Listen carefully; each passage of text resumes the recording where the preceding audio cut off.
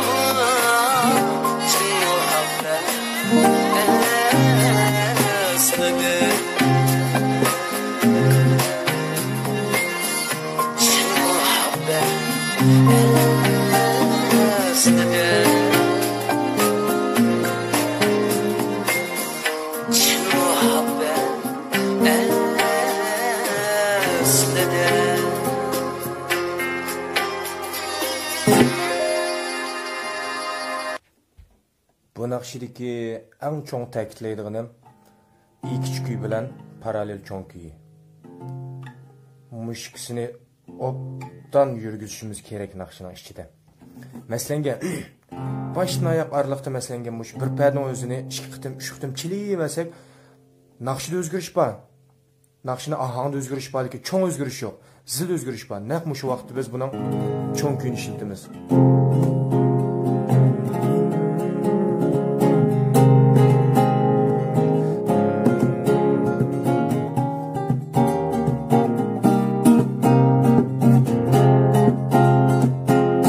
Hazır beşilikisi işletmedim. Beşilikisi demiş ilk küçük kuydan başladım. İkincisi de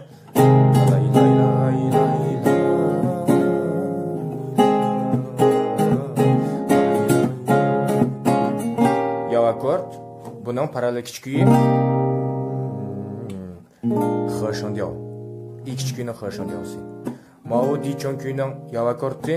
Hem de Mao di çon kuyunun pinşin şav diyorsun. Hem de Mao i şav diyorsun. Xırşın diyorsun. Demek her xil usulda yavaştırımız yenge.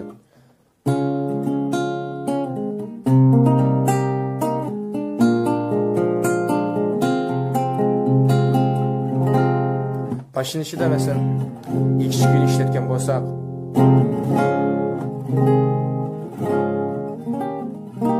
ma şekil çaldık.